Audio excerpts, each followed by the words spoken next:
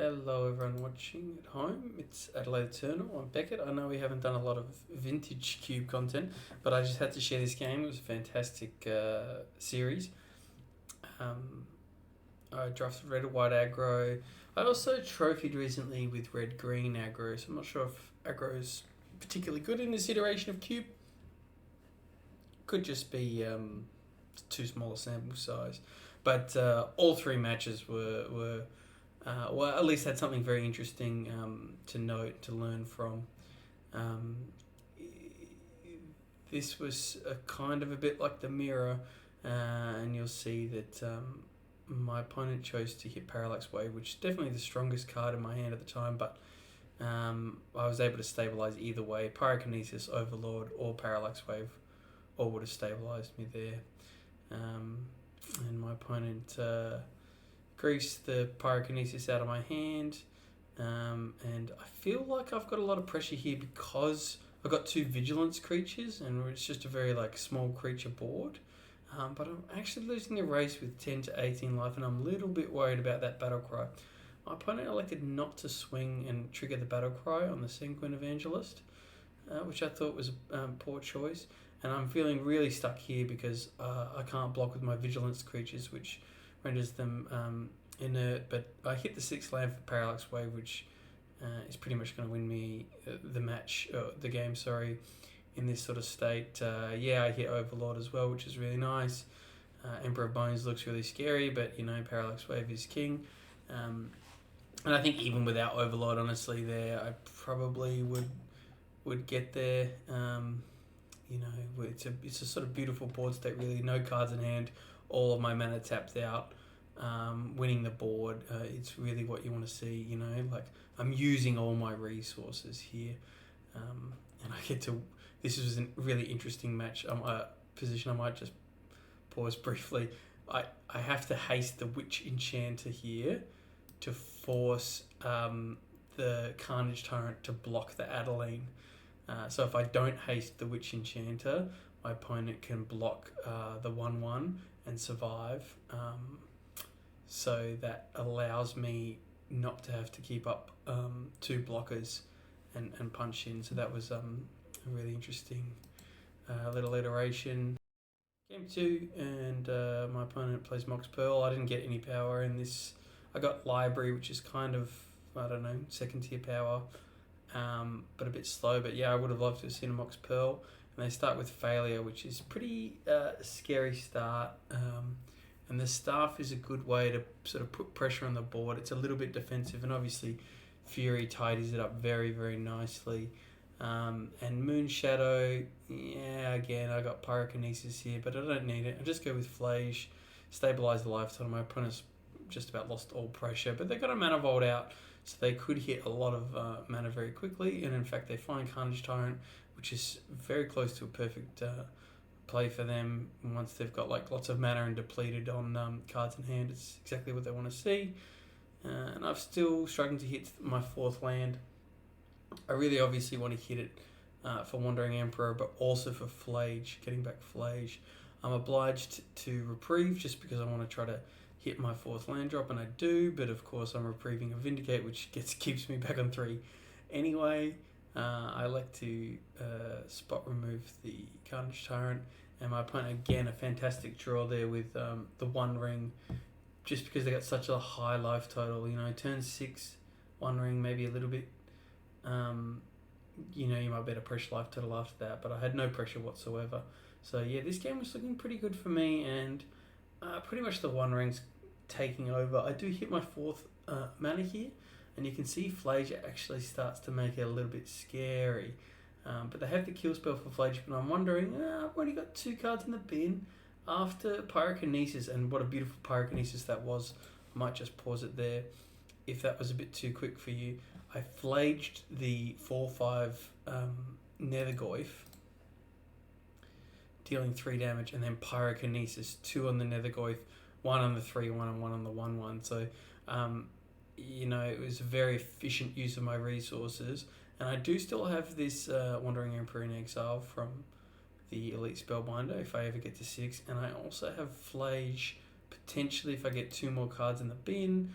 I can crack this, find another land, get up to 4. So I'm actually, after that Pyrokinesis, feeling not quite out of it at all, but Emperor of Bones pretty much wraps it up.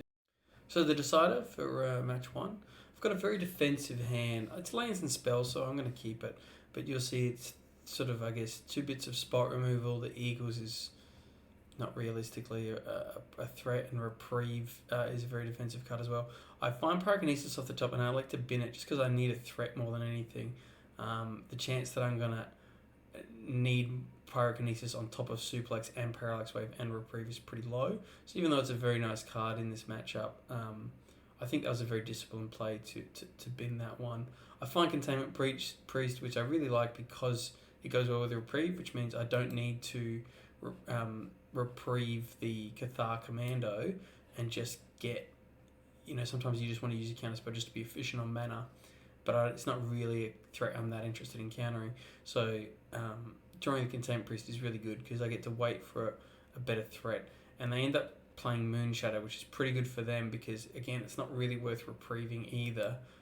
So I was hoping to really hit like a punchy 3-drop, but that's okay. I get to go Containment Priest, which it's not really about the text, it's just more like something to do, and they kill it. Sure, fine, I'm happy just to trade off some cards here.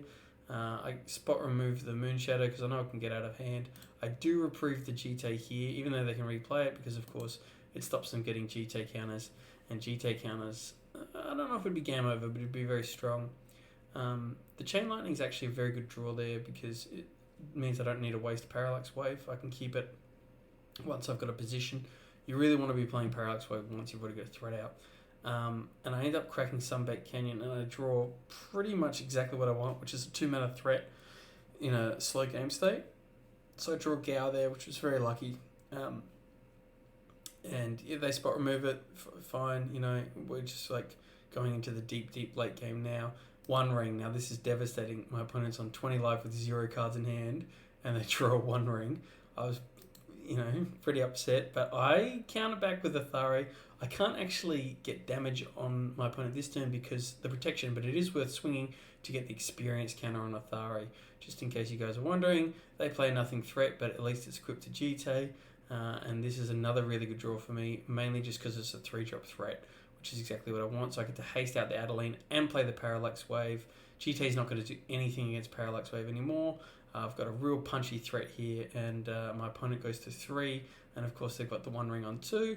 And this just shows the power of 1 ring. I mean, it looks absolutely gone for my opponent here, and it is. But you can see when they're on 1 life and they tap 1 ring, even though it's like, the 1 ring's going to get him eventually. My opponent was on 0 cards before, and after that 1 ring trigger, they're up to 6. So it's, that's the power of 1 ring. It is kind of, I guess, fair, the damage taken, but the fact that even in dire straits, my opponent can get right up to 6. Who knows? Maybe they have like an exile or like a steer command sort of effect, something like that. And if they're going to find something, the 1 ring's going to dig them to it. So, obviously they find nothing and concede there. But, the 1 ring can be scary, and you don't want to just rely on the damage it does to itself all the time because it can dig. So that was match 1. Now, this game was phenomenal. This was really a lesson in, I'm not going to say stick-withedness because it was a quick game, but you can see my opponent just basically draws the nuts. They go turn 1 A-Call, and then they get... I've got a decent start. I got 1 drop into 2 drop into 3 drop. They got A-Call into Lotus, Lurrus, and then obviously getting to play the Lotus again. And more than that, now that they've got supreme amounts of mana, they've got something to do with that mana. Sometimes these control decks, when they have all this mana, they don't necessarily have a threat. Spellseeker, not a threat, but a big old mana sink. Perfect for my opponent, and they're able to get a counter spell, so they're able to now stabilize with this good little, I don't know if you call it a combo, but synergy with Lotus Lurrus. But we'll see here, spoilers, I do win this game. We'll see here that just nice basics of being able to play a 1-drop into a 2-drop, into a 3-drop, into a 4-drop is enough to win the game. It's a beautiful lesson in Magic that even against very strong hands, and if you're playing against aggro and you're playing a control deck like this, what else do you want to see besides your Lotus combo, but also the 3/2 body lifelink on Lures is a threat in itself, because not only can it trade with things, but also it's lifelink. So my opponent can race, or at least stabilize a little bit, or at least delay any sort of quick aggro. But you'll notice I elect not to play Screaming Nemesis there, because I know my opponent's got No More Lies, so I don't want to just get it countered straight into No More Lies. I'd rather play 2 spells. So I waste my opponent's turn keeping up the 2 mana, and now you see there I start to do it in upkeep, but I go to draw step because I don't want my opponent to just draw the Lurrus again. I'm pretty confident they're going to counter it. Now I unexpectedly absent. No More Lies. Now I get to Path, which is a more permanent source of removal, and my opponent stepped out on this key turn, which means I get to untap and Screaming Nemesis, and the Gow, which my opponent didn't trade with. The Gow gets to get in and get really high now, up to 4. Opponent's maybe not forced, but elects to jump block. Flicker Wisp, again, this is a very greedy play from my opponent. I'll just pause here. I was expecting them to hit Gow, which basically just says, remove 2+1/+1 counters against the opponent, which I thought would be really good, because then when I swing, the Flicker Wisp can trade with the Gow. But they go for the Clue, which I think was a little bit greedy of my opponent. You'll see my opponent's got 6 cards in hand. They also have Loot Tree, so they're not really in threat of losing the card advantage battle. They just need to stabilize. And I find Athari on the top. And yeah, you might call that lucky, but I did Surveil for it. I also had Crack Sunbed Canyon to find some gas, and Eagles of the North if I don't want to crack and just find land drops. Should be able to get up to 6 pretty easily, and you can see here how devastating it is for my opponent. They end up chump blocking the Gow, and they obviously draw and whiff. So fantastic game, and a good example of trying not to get too down about opponents' fantastic draws. We drew well as well, but maybe it's a lesson in simple Magic, just curving out. So this is the finals. This is for the trophy. I don't know what I'm against, and I've got actually a decision here, because once again I've got the exact same draw I had in the last game, which is turn 1 Thraben, turn 2 Gow, but I elect just to slow it down a little bit, and I go for the library. It's in there for a reason, so I try to stay in the library, and Thraben's actually really good with library, because if I ever go under, I can crack Clue to get back in, and now I am just curving well, but I'm just 1 turn slower than I was, but that's okay. I've drawn 2 cards off library now, and I'm very happy to see Miscalc, because now that I'm in library, I want to trade off 1 for 1. I find removal, same as that Pyrokinesis play last time. Even though I don't want lands because I'm flooding a little bit, I don't really want Path to Exile. If I don't find a threat, then I'm going to end up discarding to hand size anyway, so I'm not really getting all that much value out of library. I guess you could say I'm cycling through shitty lands to find gas, but if I'm looking for gas, then I should be surveilling the Path away. So that was actually like a tough decision for me, but yeah, I think it was disciplined play to pitch the Path. My opponent's just basically playing control here. I draw another removal. For a red-white aggro deck, I actually ended up having quite a lot of removal. And this is a really nice draw, just a random threat.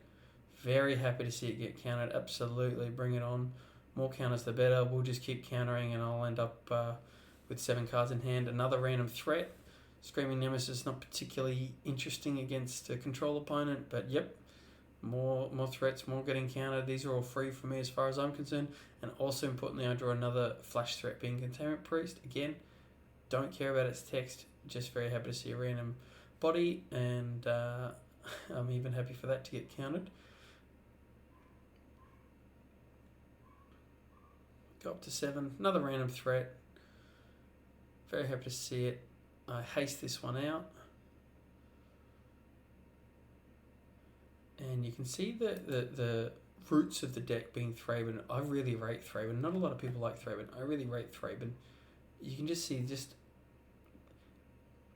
yeah, just the roots of the deck get increased. It's not like I thought about this combo with Thraben and Adeline, if you can even call it that. But when you're just doing something with your mana on turn one, it's usually better than whiffing. And I also get to crack Clue to stay up to 7 here, and I Alpha Stroke, and this is a really interesting moment. My opponent goes for 1 Shitan, the new card, and you see it's a 5/5, so it would kill my Adeline, and I like to Caracas it, which I think was a really good play because my opponent's got 6 cards in hand. Yeah, they get a little bit of value out of the 1 Shitan, but what are they going to do? Just keep casting 1 Shitan forever? And I just keep Caracasing it forever. Like, they'll never progress their board state. So they realise that that's a folly mistake, and they go for Overlord, and of course Parallax Wave once again. The King closes that one up very neatly. Game 2. Now this game was incredible. I have a library again, and it worked so well for me last time. Why not? Slightly different pacing when library's on the play and on the draw. You notice here I get to library earlier, but then I'm just cutting to hand size anyway. So it's a bit silly. I actually couldn't. You might be thinking I could have gowed instead of just cutting to hand size and giving up library. I actually don't have red. I hit some fetch lands, but I found the Elegant Parlour, which is the Surveil land. So that would be going in tapped anyway. So if I had access to red, I definitely would have played Gow there, but I didn't. I keep red on top, draw into it, and now I have my red source for Gow, and this is not so bad. I get to Gow and stay in library, so it could be better, but it could have been worse. Very happy to stay in library. I oust, my opponent ousts, sorry, and this was another really interesting decision because I drew Sunbanked Canyon, and I know because I've drawn for turn and I've drawn due to library that Gow is on my top, and once again I just want to get to some dumb idiot threat. I don't really care what it is, so I like to Eagles hold priority with the Eagles discarded and the ability to find the land on the stack. I have 7, so then I library in response, so I draw the Gow with exactly 2 mana, Gow, then the Eagles play, then I get to Gow and play the threat. I discard the hand size, but at least I'm playing a threat. Very happy to see more counter spells, same as the other game. Keen to just trade off cards for cards. My opponent plays Teferi, which actually I think is fine because look at all the answers I've got. I actually draw a road there, which is a new card, destroy target creature or planeswalker. But I've got so many answers for this card. I can unexpectedly absent. Athari just cleans it up really nicely with 5. But because of the untap, and I know how many counter spells my opponent's on, the last thing I want to do is go for Athari and it gets countered. And then my opponent untaps with Teferi. So I go a little bit too conservative. In hindsight, maybe I should have Athari'd or even gone Haste Adeline or something. But I choose to go for an Erode in the upkeep. And I do another minor misplay there. I played the land and then cracked the library. And I should have... Oh no, that's not a misplay, but I should have played the red-white. I needed triple white because I wanted to go unexpectedly absent and Erode in the same turn. So I guess you could call that a misplay, but I had to play the land to get in the library anyway. So maybe it's not a misplay, but yeah, that was pretty costly. My opponent counters the Erode, which is fine. It's not as bad as it looks because I'm still in library. So yeah, my opponent's getting value with Teferi, but I'm still getting value with library, so it's not the end of the world. And I've still got plenty of answers for it, being Absent and Athari and even Adeline. Can't remember what I go. Yeah, stay in the library. Another random threat to pressure. I'm still scared of counter spells, so again, I feel like as long as I stay in library, the pressure of Teferi, quickly gotta remove this planeswalker because I'm losing the card advantage battle. That's not the case here. I've got library. My card quality maybe not as good, or my opponent's also got the access to the mana, but I'm happy to just play the threat, see where it goes, and then when all my resources are tapped out and it's really struggling, then I can go for it. And you can see there my opponent had Get Lost, so if I played Athari, I would have struggled anyway, because the Athari would have died in begin combat before I get the thing, the 2/2. And how did I get rid of that in the end? I absented the Teferi, which is pretty good. I mean, absent. I'm happy to just sort of reset the counters, especially with the burn damage that I've got. Flage, Chain, and Athari. I like to reprieve there. You see, I could have gone for the Caracas play again, but my opponent's on 3 cards this time around, which is not the same as last time. Last time I had a big board state and my opponent had more cards in hand. This time, the 3 cards is kind of relevant, so happy to reprieve that one. Opponent untaps and plays Teferi. Of course, I could have kept up reprieve for the Teferi, but like I said, I feel like I've got lots of answers, whether it's the Arena of Glory hasting out some random threat, the burn, or the Athari, which just cleans it up very efficiently when it's on 5.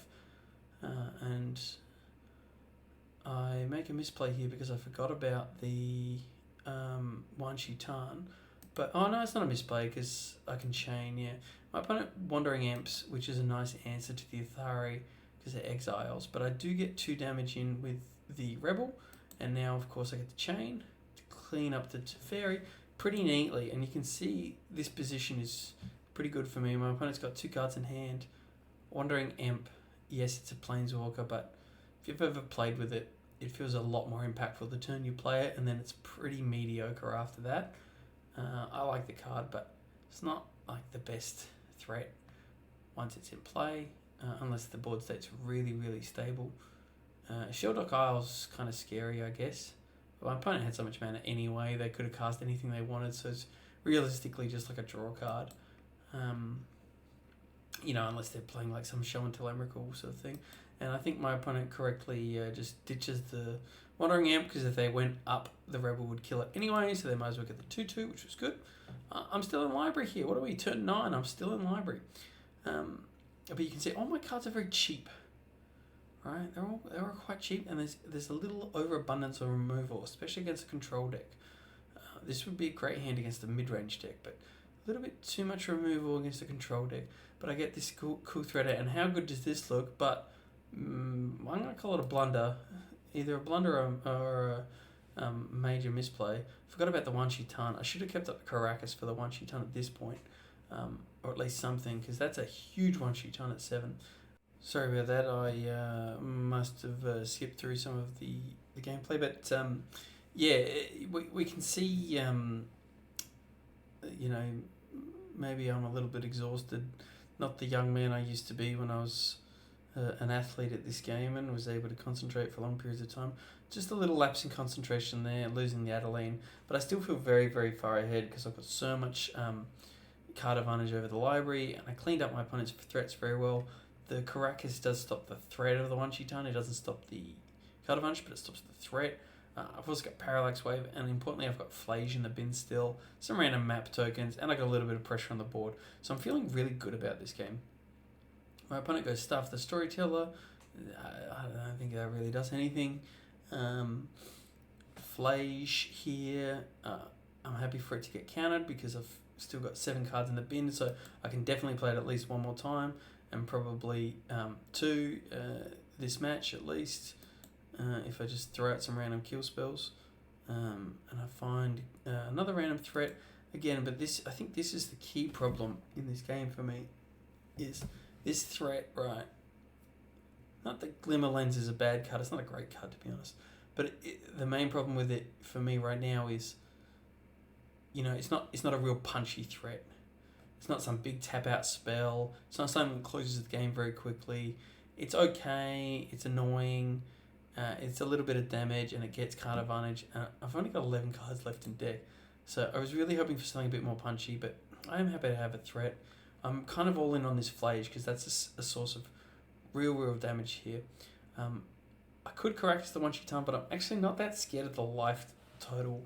I've got so much spot removal, and I can Caracas kind of at any time really, and the Flage is giving me life, so I'm really not that scared of the race here. This is a cool card. I don't know if you know this one. It's new. It's 3 mana 3/3. When it enters, you make a 1/1. Opponent makes a 1/1, and then if they have more creatures than you, you get to swords. So if you're very far behind, you get a 1/1 flyer and the 3/3, and you exile a card. Really good. And then if you're in desperate need, you can give them the 1/1, which very likely triggers that they'll have more creatures than you. So it's kind of like very good if you're behind, and pretty much like fine if you're at parity or ahead. But I'm not that scared of it just because it's a 3/3 and the Parallax Wave cleans it up real nice. What did my opponent hit? They hit the figure, yeah. I don't know why they didn't. Exile target creatures, controller gains life equal to its power. I don't know why they didn't hit the Flage, but the interesting thing here is that I fetch, and I've now got 9 cards in hand. I don't know if you could see if it was a bit too quick, but my hand is, the rest of my deck is like just gas. Like it's not the most punchy gas, but I got 1 Abandoned Temple and the rest is just gas. So I'm feeling pretty good here. Parallax Wave comes down. My opponent has a counter spell. It's a little annoying, but it's not the end of the world. I was expecting them to have counters, and I map token here, see Pyrokinesis on top, right? And that's very, very interesting. So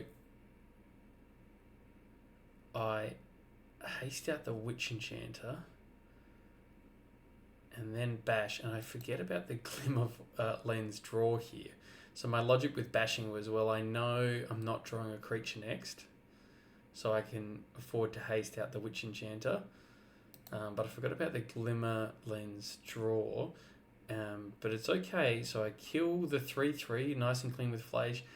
I Caracas the big thing, and then I get to Pyrokinesis the other. And out of nowhere, my opponent miscalcs. But out of nowhere, I had a huge amount of damage, just like that. My opponent's forced to chump block to prevent that huge amount of damage. Once again, we're in this nice state where I'm completely tapped out with 1, 2, 3, 4, 5, 6, 7, 8, 9, 10 mana tapped out. Massive board presence. I've been tapping out almost every turn, so that's kind of what you want to do. Sunfall absolutely brutalizes me. Now there was a scenario where I get to Caracas my own Flage to keep it around, but it's competing with the One Chitan, so I'm not going to kick myself too much. What I do kick myself at here a little bit is that haste on Overlord would have been lethal with Arena of Glory. Like I said, I sort of missed. I checked the top with the map token to see if I had a creature coming to make a decision about the arena. So it wasn't completely uninformed, and maybe you could say it's a little bit unlucky that I drew like the biggest threat in my whole deck after that. But it wasn't completely uninformed, but it could have been a little bit cleaner if I'd really considered it. And look, this isn't a bad position either. I mean, once again, we're on turn 12. I'm a red-white aggro deck, and I'm tapping out every turn. Look at this, tapping out. Containment Priest on the top. I don't know, I'm worried about decking at this point. I got 7 cards left in deck, so I keep Containment Priest on top. Yeah, you can't one-sheet time forever. You got lots of cards in hands, but you've only got 11, so if I just keep Caracasing you forever, you're never going to get there. I overthink about it, and I go, well, the Overlord will win me the game eventually, so if I Caracas now, then my opponent will be able to play it as a blocker. I suppose I could Caracas it again, but anyway, for me it was a pretty clean trade. 5/5 flyer for a 3/2 and a 2/1 flyer felt like a pretty clean trade. My opponent, if that was a little quick, gets snap off the Savine's Reclamation, and then that hits Get Lost. And now I'm feeling a little stressed because I was kind of pretty reliant on that threat to sort of close the game. And I have to admit, I know my opponent had a lot of cards in hand, but they spent a lot of removal. And I thought that they were sort of running out of removal and it would get me there. I see Lauren on top. Lauren's actually really good for 2 reasons. 1, it's a random threat. 2, it hits this Incubator token.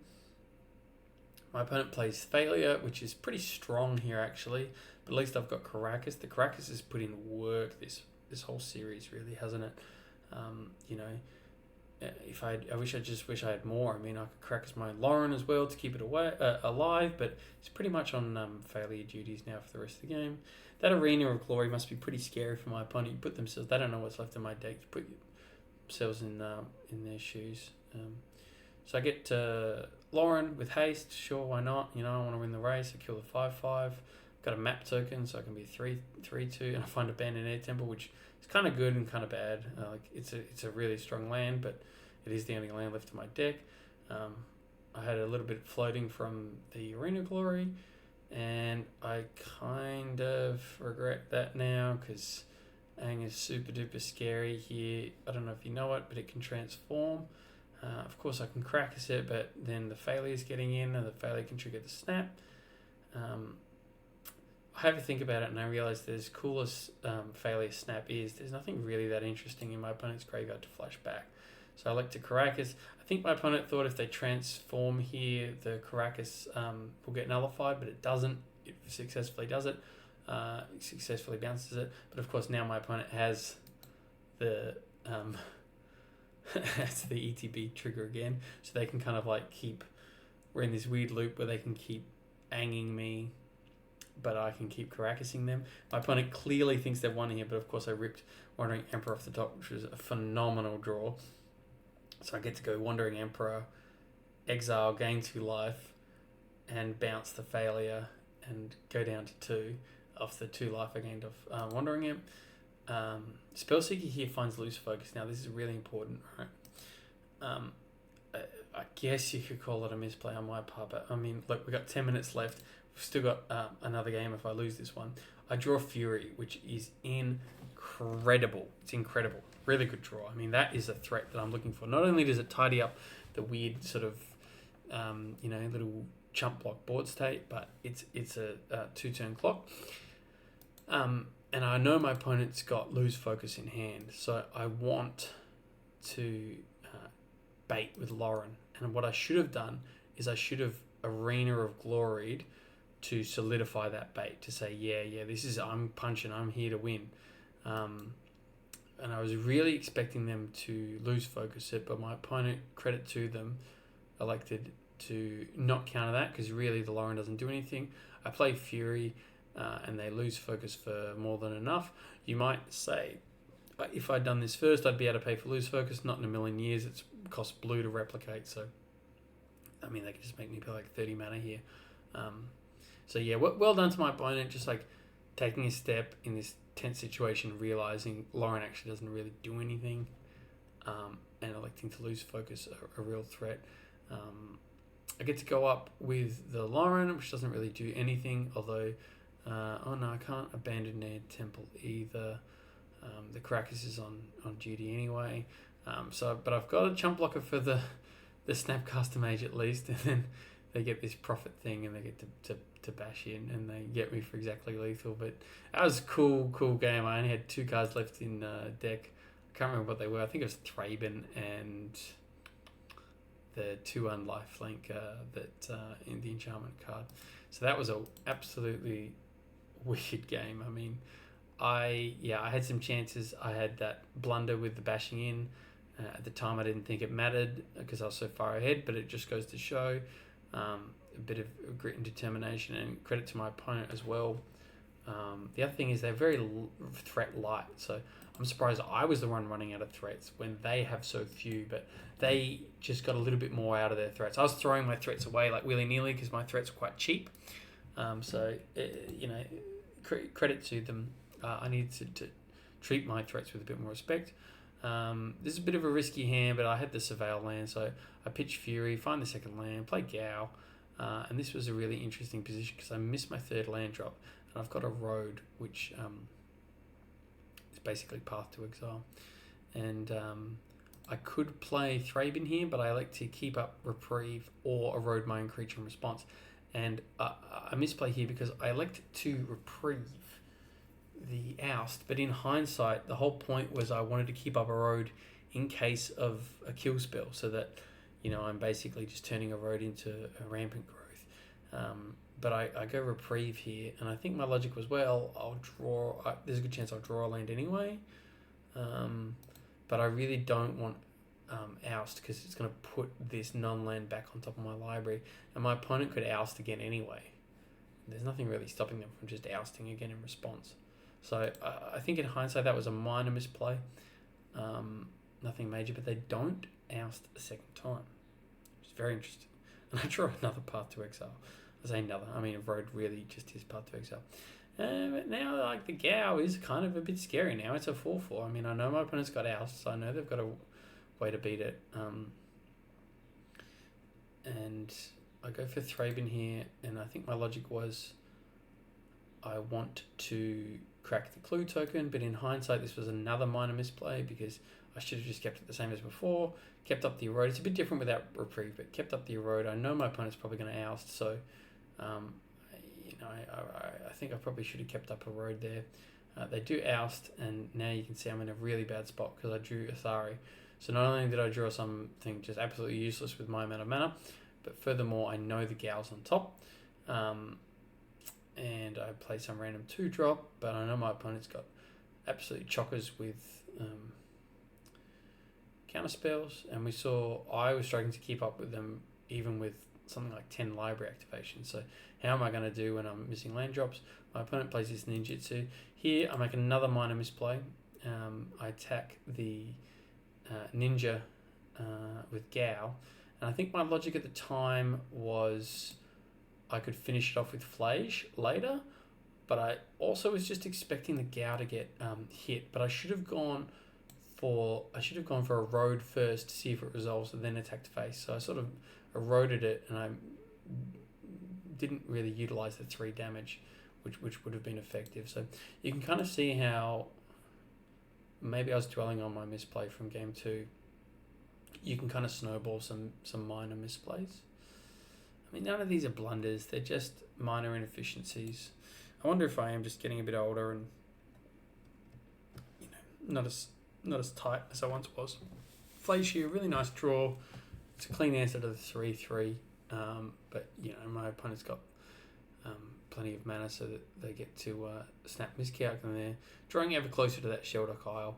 But I've actually got 4 damage here with Gao, and it's getting there, and I've also got Path to Exile. I go Path on the Failure because they could just flicker Snap and Oust or flicker Gao and remove the counters, which removes a lot of my pressure. I don't really care about them swinging because my only option here is racing. I don't really have much of a choice. I hit my 4th mana for Flage, which is huge, right? And now this is a very interesting position because I was basically giving up on this game, right? I was feeling very far behind. I don't know if you guys have read Gao. At the beginning of each end step, if a card left your graveyard this turn, Gao deals damage equal to its power to each opponent. So the Flage entering will do 3, and then because I escaped, cards left my bin, so at the end of my turn, 4 damage will be dealt to my opponent, who's on exactly 7. So this is actually lethal that I'm presenting out of nowhere, and the Flage resolved. So I'd given up in this game. And Aang very smartly hits the Gao. Now, of course, they could have just hit the Flage, so they had the counterspell, I guess. But my opponent was switched on again. Credit to them. They obviously saw the line. I was hoping my opponent wouldn't see the line because it's quite a unique sort of ability, and that they are expecting maybe to one-shitan and block my Gao and kill it, and my plan was never to go to combat, just to go to end step. Trigger goes in the stack, and my opponent goes, it's a trigger on the stack. There's nothing I can kill. There's nothing I can counter, and I'd get them. But look, credit to my opponent. I thought I played this series really well. I had some really nice plays, some beautiful matches. But there was just a few moments there where I had some minor misplays, maybe a blunder with that Adeline, but my opponent played tight in difficult circumstances, so I think they deserve to win. This is an interesting scenario. My opponent flips the Aang, right, and this is exactly lethal. Now, if I had Pyrokinesis in my hand, the game's done. Out of nowhere, I can go Pyrokinesis on the 4/4 or the 2 and the 1/1s, but this gives +1/+1 to all tapped creatures, I believe. So even after a block on the 6/6 is exactly 11, which is pretty close. and yeah, my opponent gets there. But fantastic set of matches there that I just wanted to share with you. So thanks very much for watching. I hope you like the format. I know it's a very fast-paced format. I kind of like it, just like smashing through it. If you guys are good enough to keep up with the pace, I hope you enjoyed it. Thanks.